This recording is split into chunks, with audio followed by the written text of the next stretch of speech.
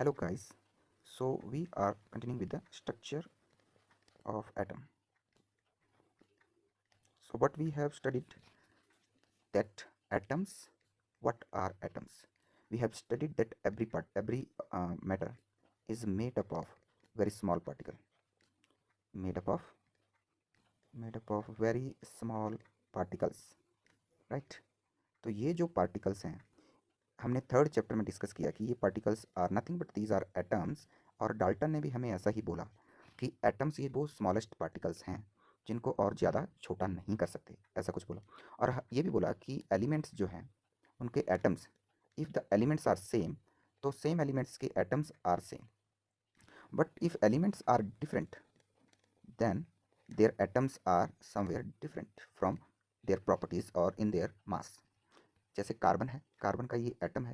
अब कार्बन के जितने भी एटम्स हमें मिलेंगे they are same in every aspect, but if we have two atoms and they are of different element, like this is of carbon, this is of oxygen, then they should be different in many aspects. Okay ऐसा कुछ Dalton ने बोला। And one important thing उसने क्या बोली कि ये जो एटम है ये पार्टिकल है, जिसकी बात हमने फर्स्ट चैप्टर में की थी कि particle are the smallest thing in the matter from which they are made up of.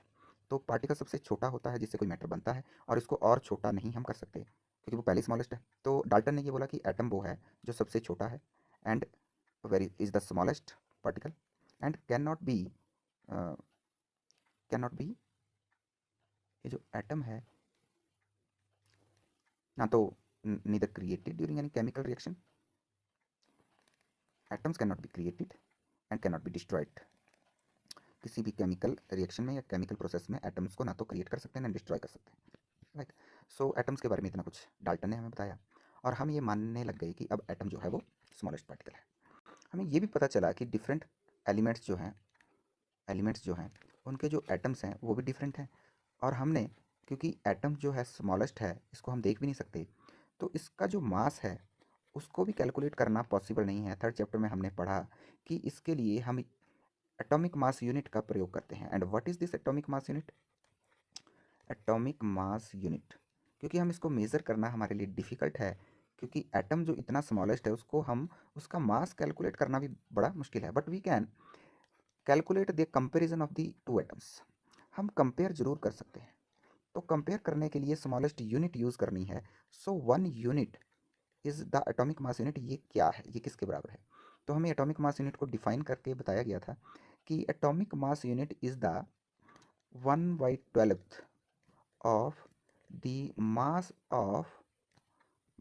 of one atom of carbon 12 isotope।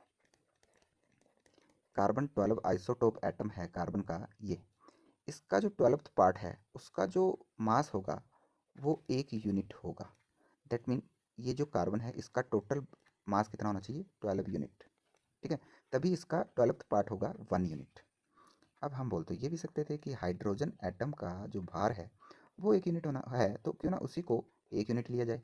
तो ये हमने थर्ड चैप्टर में डिस्कस कर लिया था कि हाइड्रोजन के साथ जब बाकी एलिमेंट्स के मास को, एटम्स के मास को कंपेयर किया तो all of those were not the whole number.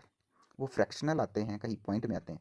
लेकिन अगर हम कार्बन 12 आइसोटोप के 1/12 पार्ट को लें, उसके साथ कंपेयर करें बाकी एलिमेंट्स के एटम को, तो मैक्सिमम एलिमेंट्स का मास जो है वो होल नंबर में आता है। ये हमने डिस्कस कर लिया था। अब ये जो एटम का मास है ये 12 यूनिट है, ये कैसे है? हाइड्रोजन का मास 1 यूनिट है, ये कैसे है? ये सब हम एटम के स्ट्रक्चर में पढ़ेंगे, ठीक है। तो इतनी नॉलेज आपको ये सारी होनी चाहिए जो हमने थर्ड चैप्टर में पढ़ी थी, ठीक है। इनके सिंबल्स पता होने चाहिए, ठीक है। इनका मास क्या क्या था ये कुछ आपको देखने को मिला है वहाँ पे।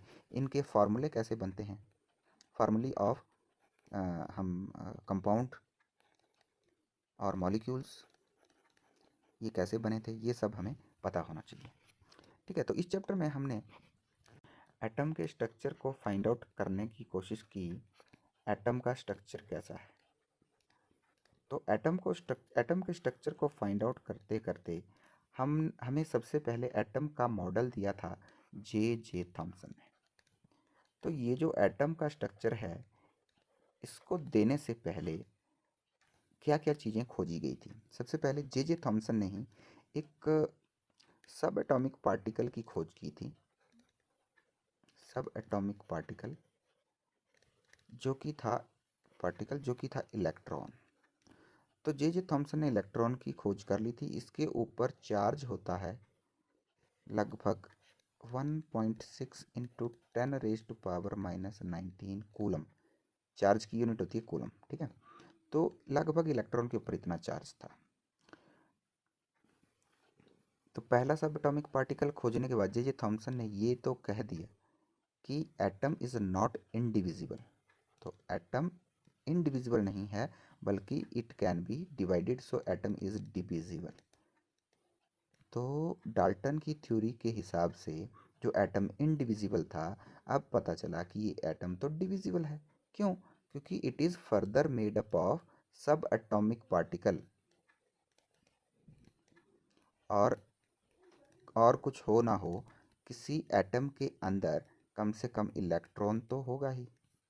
तो एटम के अंदर और भी हो सकते हैं, लेकिन हो ना हो, इलेक्ट्रॉन तो जरूर होगा। ये जे थॉमसन ने हमें बता दिया।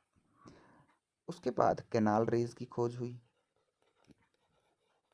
ये कैनाल रेज ई गोल्डस्टीन ने फाइंड आउट की, डिस्कवर की। और ई गोल्डस्टीन ने हमें बताया कि ये जो कैनाल रेज हैं, these are positively charged, these are positively charged. और ये मतलब इसके ऊपर भी एक चार्ज है। उन्होंने पॉजिटिव तो नहीं बोला, लेकिन एक चार्ज है। और बाद में पता चला कि कैनाल रे कुछ नहीं बल्कि प्रोटॉन है। और इनके ऊपर जो चार्ज है, that is opposite to the charge on the electron. अगर इलेक्ट्रॉन के ऊपर नेगेटिव चार्ज है, तो प्रोटॉन के ऊपर का जो चार्ज है उसको पॉजिटिव बोला जाएगा। सो electron and proton, they have equal amount of charge, that is 1.6 into 10 raised to power 9 minus 19 coulomb, and equal charge, but the charge is opposite to each other, the charge is opposite to each other, यानी एक positive और एक है negative. अब ये canal रे ही proton थी, ये बाद में पता चला। इसलिए इसकी डिस्कवरी का क्रेडिट भी ई गोल्डस्टीन को ही जाता है कि प्रोटॉन की खोज एक्चुअल में किसने की थी? ई गोल्डस्टीन ने, ठीक है। It was around 1886। तो ई गोल्डस्टीन ने केनाल रे की फॉर्म में प्रोटॉन की डिस्कवरी कर ली थी। अब इलेक्ट्रॉन और प्रोटॉन की डिस्कवरी के बाद ये पता चला था कि इलेक्ट्रॉन का जो मास है और प्रोटॉन का जो मास है, इनके ऊपर इनके मास का डिफरेंस कितना है। तो प्रोटॉन का मास जो था वो 2000 टाइम्स मोर देन इलेक्ट्रॉन था, मोर देन इलेक्ट्रॉन। यानी अगर हम कंपेयर करें, इलेक्ट्रॉन का जो मास आएगा प्रोटॉन के कंपैरिजन में इज़ नेग्लिजिबल। अगर हम प्रोटॉन और इलेक्ट्रॉन के मास को कंपेयर करें, तो इलेक्ट्रॉन का मास 0 मान सकते हैं आप उस टाइम पे, अगर कंपेयर करना हो प्रोटॉन के साथ। और ये भी पता चला कि जो प्रोटॉन का जो मास है, that is equal to 1 unit, जो कि कार्बन 12 का जो 1/12 पार्ट है वो था।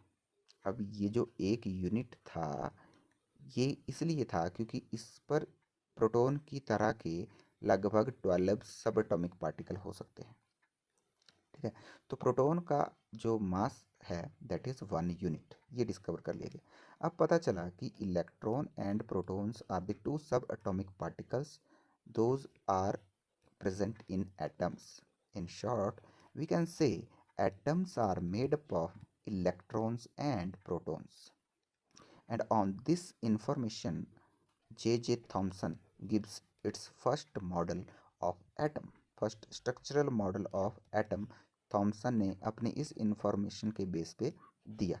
And what he said, atom is the entire mass of proton, this is entirely the mass of proton, and in between there are some negative charges over it,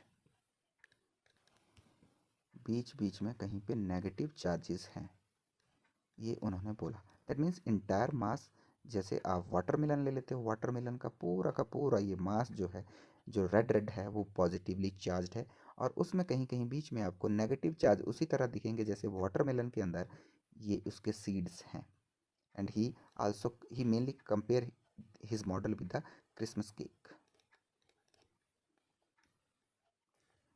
ठीक है, तो ये सब हमें थॉमसन ने अपने मॉडल में बताया, but his model was not accepted and criticised, but he the one thing he said that protons, the proton, those are present in the atom, have total charge. The total charge of proton that is present in the atom is equal to the total charge of the electron. तो जितने electron हैं इस atom के अंदर और उनका जो total charge बनता है, उतना ही चार्ज सभी प्रोटॉन्स के ऊपर भी है इस एटम के अंदर. दैट मीन जो टोटल चार्ज ऑफ इलेक्ट्रॉन है that should be equal to the total charge of proton. तो पॉजिटिव और नेगेटिव चार्ज आपस में इक्वल हैं. इन दैट बेसिस जो एटम है that should be neutral. Naturally, TRAL, neutral. Atom should be neutral because उसके अंदर जितना टोटल चार्ज प्रोटॉन का है उतना ही टोटल चार्ज इलेक्ट्रॉन्स का होता है. ऐसा कुछ डिस्कस जे थॉमसन ने कर दिया था. तो ये था जे थॉमसन का मॉडल. ठीक है, but his findings were not as per the other results from the researches of various scientists. तो जो उसकी जो फाइंडिंग थी जे थॉमसन की about the structure of atom, ये मैच नहीं कर रही थी दूसरे साइंटिस्ट जो थे उनकी फाइंडिंग्स के साथ. That's why his model was not accepted at that time. Okay, तो इतनी स्टोरी आपने याद रखनी है, जिसमें आपने याद रखना है कि we have discussed in the third chapter about elements. और हमने एटम्स के बारे में पढ़ा, उसकी 1 यूनिट एटॉमिक मास यूनिट की डेफिनेशन के बारे में पढ़ा था. ठीक है, सिंपल मास के बारे में पढ़ा था. उसके बाद स्ट्रक्चर ऑफ एटम जो थॉमसन ने दिया, उसके लिए सबसे पहले डिस्कवरी हुई थी इलेक्ट्रॉन की, और वो खुद जे थॉमसन ने ही की थी. और उसके बाद प्रोटॉन की खोज हुई थी in the form of canal raise, जो ई गोल्डस्टीन ने की थी. ये हमें याद रखना है. And we now says that atoms में, एटम्स जो हैं that is no more indivisible, now it is divisible because atoms are made up of sub atomic particle. और जे थॉमसन ने तो कह दिया था जब उसने इलेक्ट्रॉन की खोज की कि कम से कम इलेक्ट्रॉन तो होता ही है. ठीक है, बाद में प्रोटॉन की खोज हुई तो पता चला electrons and protons are the two subatomic particles those are present in an atom. ठीक है, और इलेक्ट्रॉन, उसके बाद जब प्रोटॉन की खोज हो गई तो उनके बारे में भी पता चला कि इलेक्ट्रॉन और प्रोटॉन के ऊपर चार्ज जो है वो सेम होता है 1.6 इंटू 10⁻⁻19 कूलम. लेकिन अपोजिट होता है, अगर इलेक्ट्रॉन पे नेगेटिव है तो प्रोटॉन पे पॉजिटिव चार्ज होगा. और जब मास की बात करेंगे, प्रोटॉन का मास 1 यूनिट माना गया है और ये इलेक्ट्रॉन के मास से अप्रॉक्सीमेटली 2000 टाइम्स मोर है.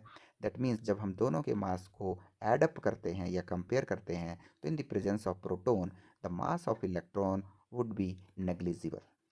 राइट, उसके बाद अब हमें इलेक्ट्रॉन और प्रोटॉन किस तरह से एटम में डिस्ट्रीब्यूटेड हैं उसके लिए जे थॉमसन ने अपना फर्स्ट मॉडल ऑफ एटम दिया था, स्ट्रक्चर ऑफ एटम दिया था, जिसमें उन्होंने स्ट्रक्चर ऑफ एटम को कंपेयर किया विद द क्रिसमस केक और वाटरमेलन के साथ, और बोला कि प्रोटॉन और इलेक्ट्रॉन कैसे प्रेजेंट हैं. तो उनकी बताई हुई एक चीज़ जो कि बहुत ज़्यादा सही थी, that was the neutral nature of the atom. Atoms was neutral, ये जो उन्होंने दिया था ये बहुत इंपॉर्टेंट था. तो ये उनका एक उपाधि रही कि उन्होंने न्यूट्रल नेचर ऑफ एटम बता दिया था, और ये बताया कि total charge on electron and total charge on proton ये एटम के अंदर बराबर हैं. That's why the atom is neutral. Okay, so काफ़ी है, इसको डिस्कस करो, स्टडी करो, अच्छे से समझो. उसके बाद हम रदरफोर्ड के मॉडल पे डिस्कस करेंगे. Okay, thank you.